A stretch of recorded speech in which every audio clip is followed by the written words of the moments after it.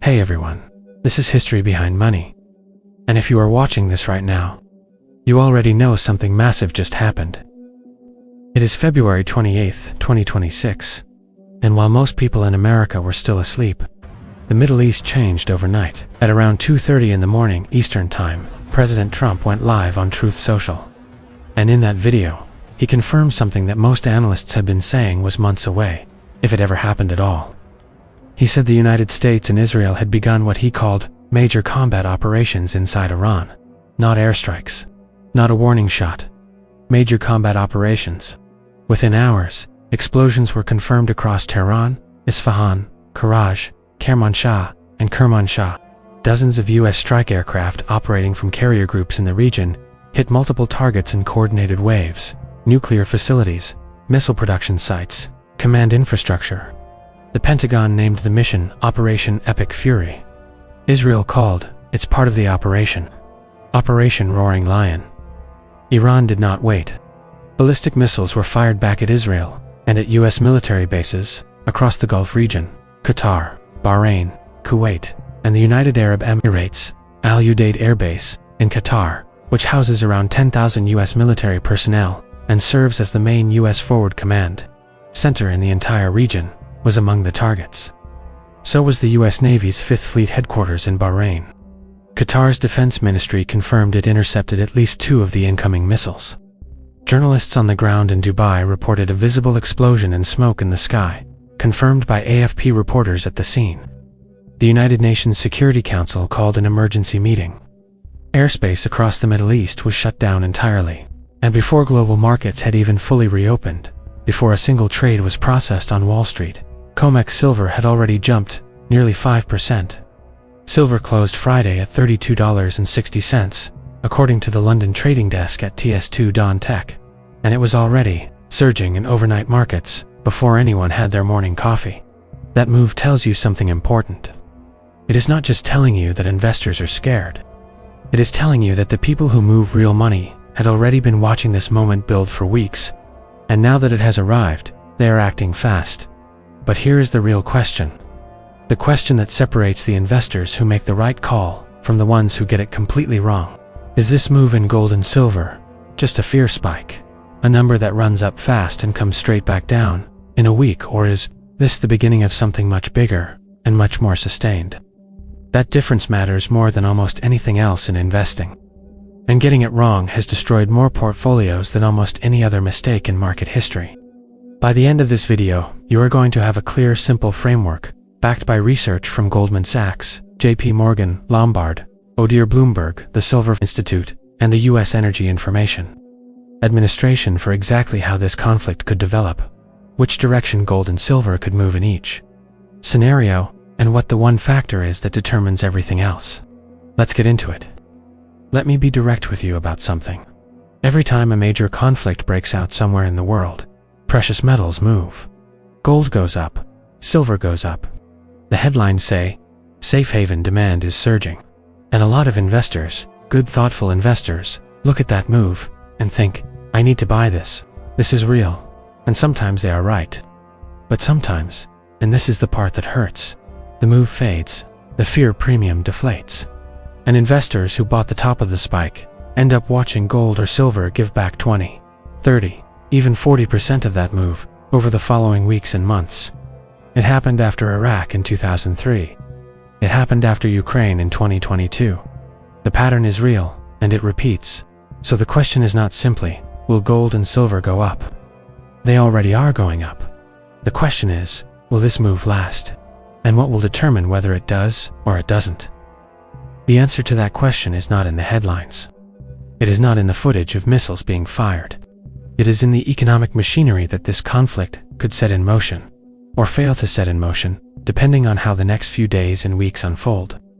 Each one has a different outcome for your gold and silver positions, and at the center of all 3 scenarios sits one very specific piece of geography, a narrow body of water that most people have never thought about, that controls 20% of the world's daily oil supply. We will get there. But first, let me show you why this market was already stretched tight before the first bomb fell.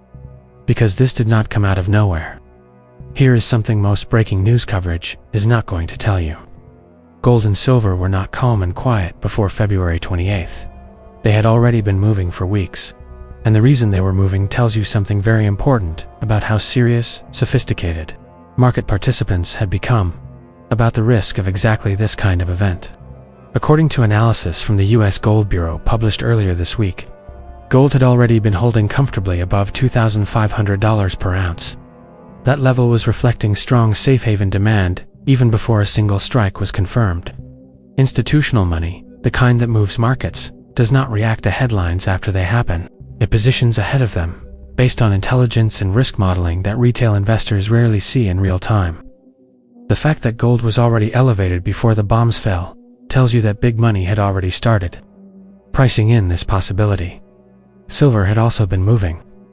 By the time the first explosions hit Tehran, silver had already bounced approximately 18% off its earlier lows.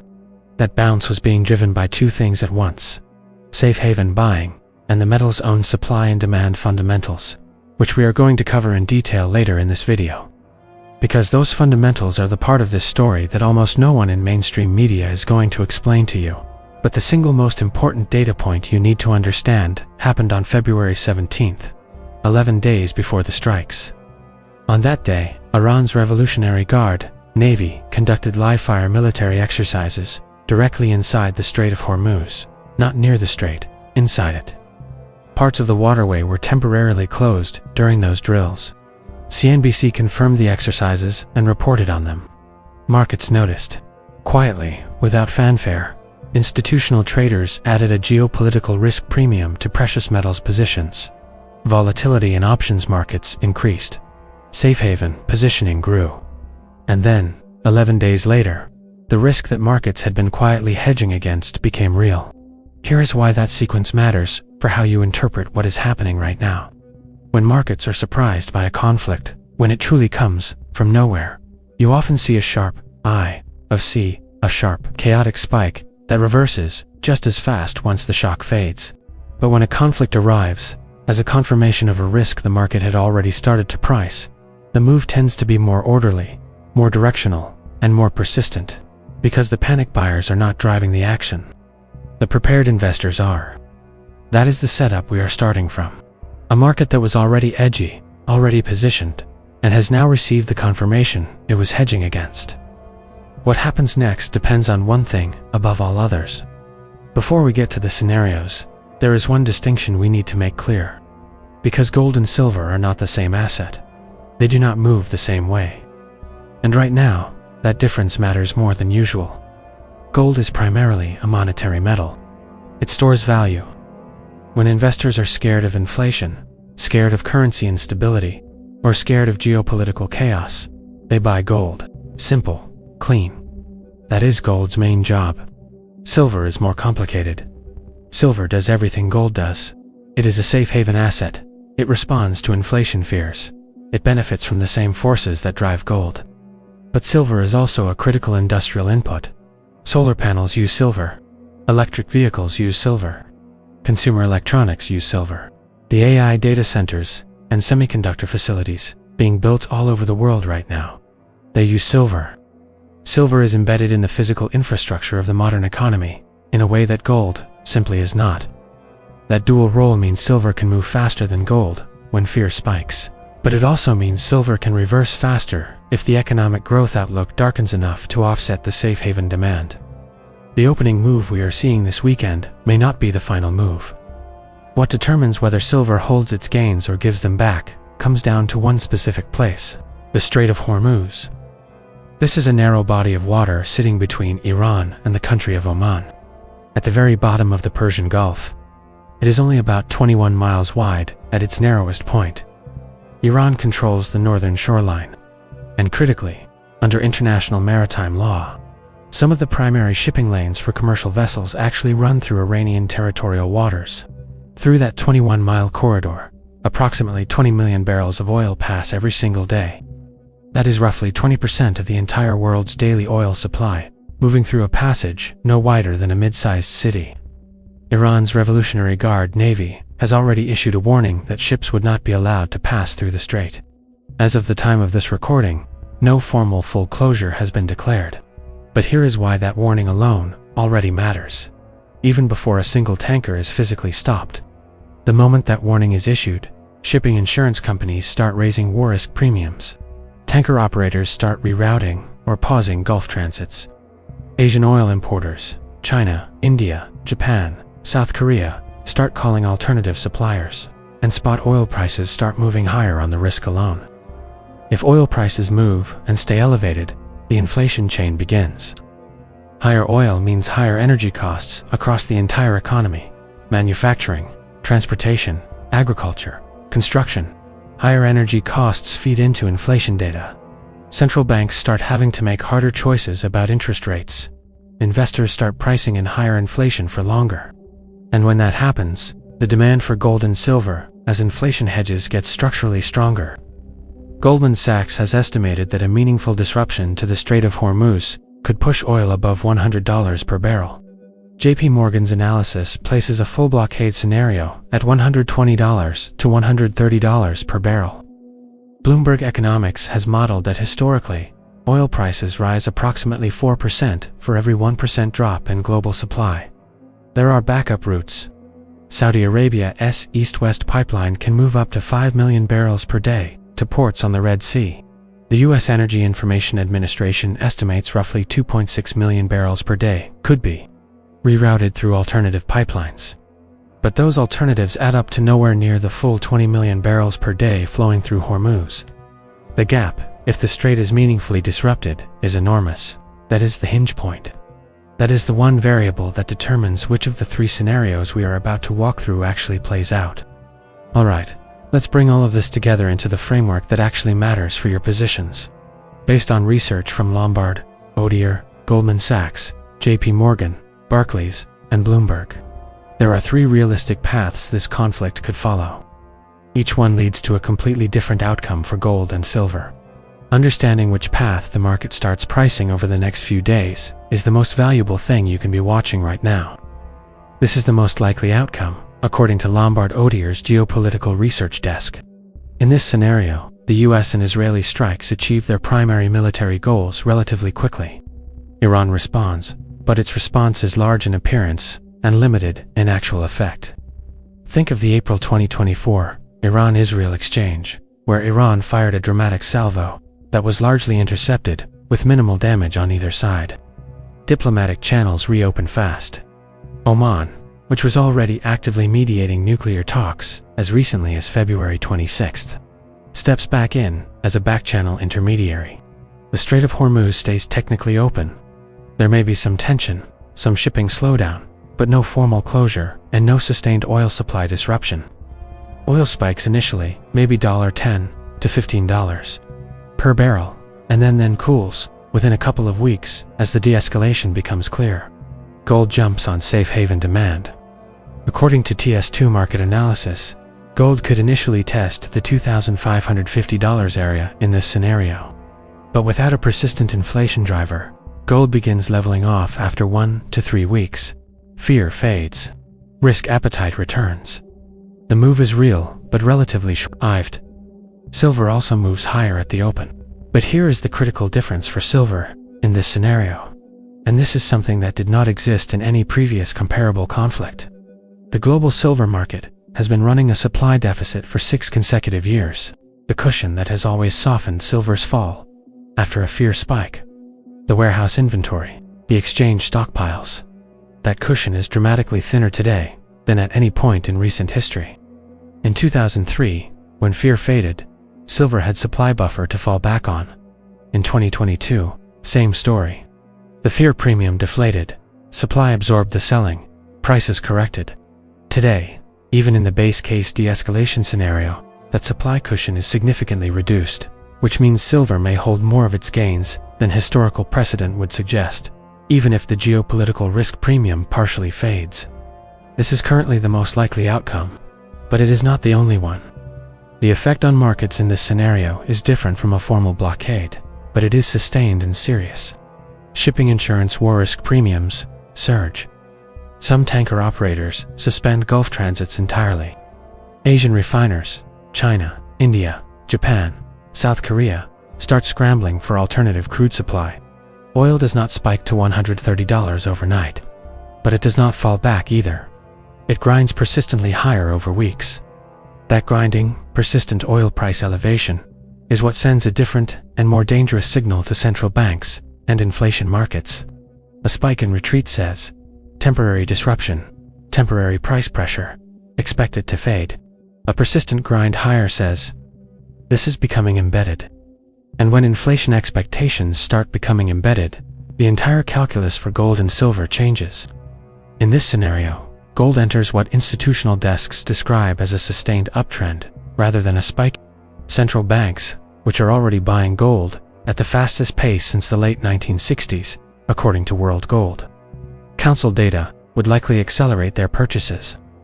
Emerging market central banks that have been reducing their dollar reserve exposure use this crisis as justification to move faster on that diversification.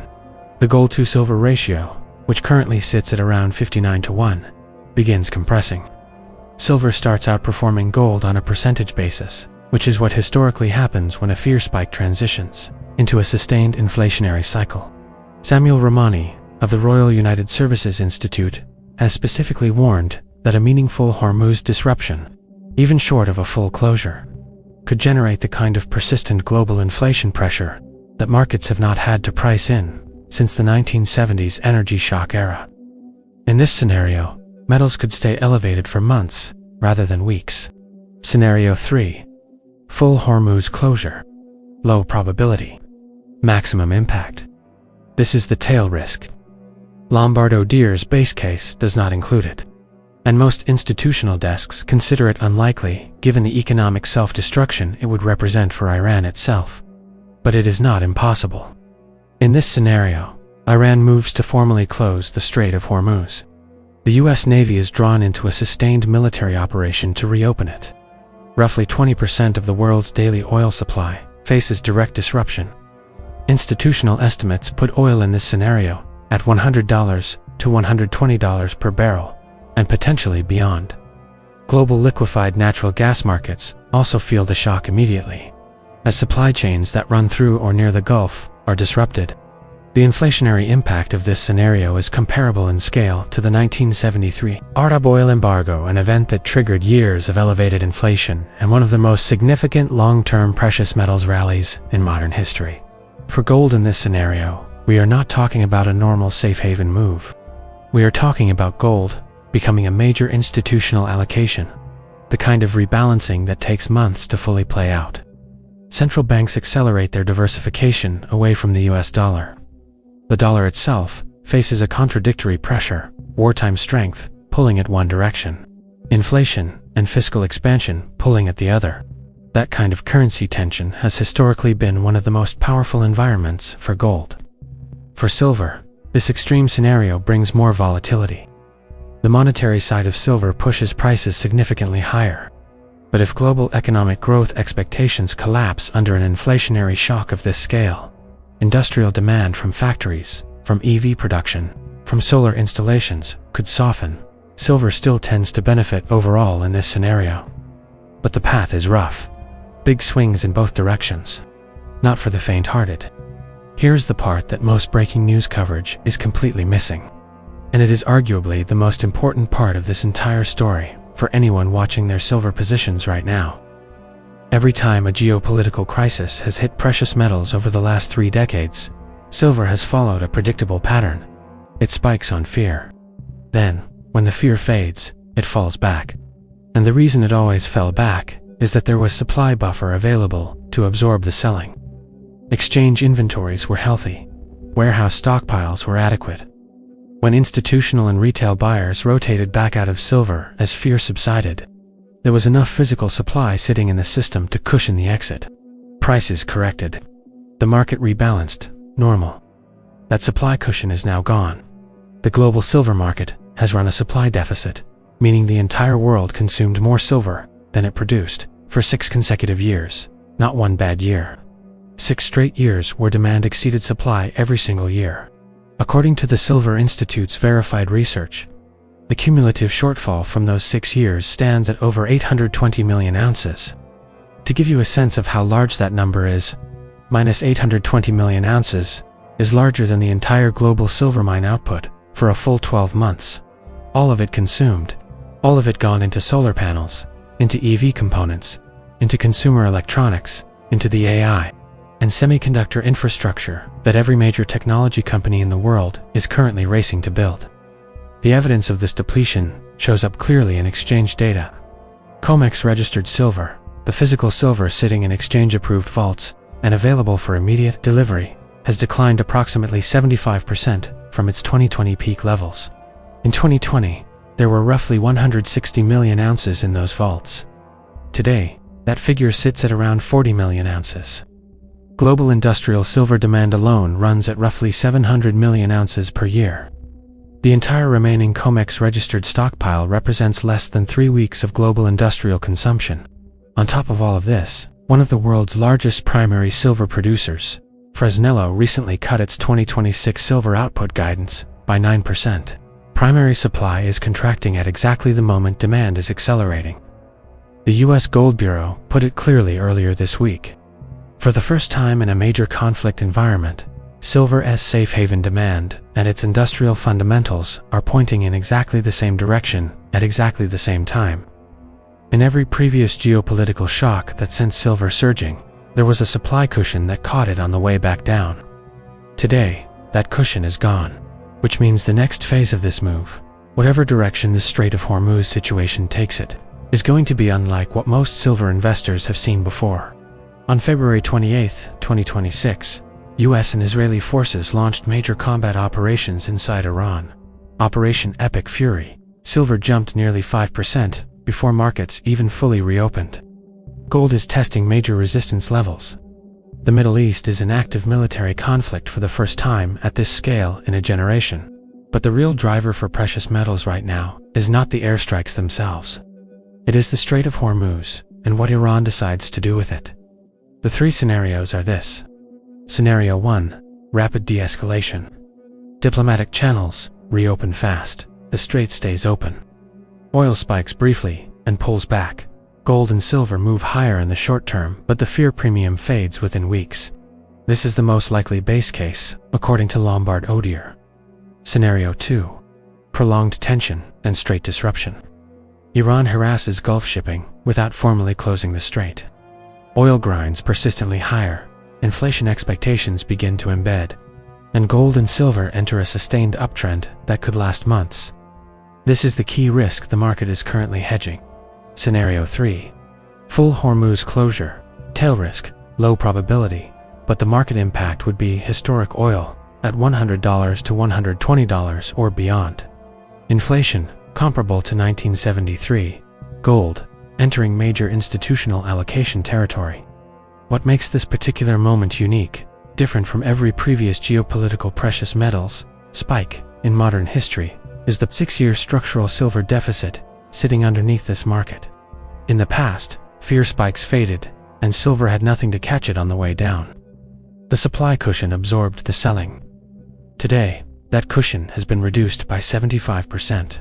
The structural floor under silver is stronger than it has ever been during a major conflict event. So here are the 3 things to watch closely over the coming days and weeks. Watch oil prices. If oil stays elevated above $90 to $95 and begins moving toward $100, that is the market signaling that the Hormuz risk is being treated as persistent rather than temporary. That is when Scenario 2 starts becoming the base case. Watch shipping conditions. Reports from tanker operators, insurance market data, and vessel tracking services in the Persian Gulf will tell you earlier than any news headline whether Iran is actively disrupting commercial shipping or letting it pass. Watch the diplomatic channel through Oman. Oman has served as the primary back channel between the US and Iran for years. Any reporting that Oman is mediating, that messages are being passed, that both sides are engaging, even indirectly, is a signal that Scenario 1 de-escalation remains in play. If you want to keep following this story with the same level of verified data-driven analysis, no noise, no hype, just the market mechanics behind the headlines, make sure you hit subscribe and turn on notifications right now. We will be updating this as the situation develops, and every update will be grounded in the same institutional research we use today. This content is for educational purposes only. It is not financial advice. Every investor's situation is different, and nothing in this video should be taken as a recommendation to buy or sell any asset.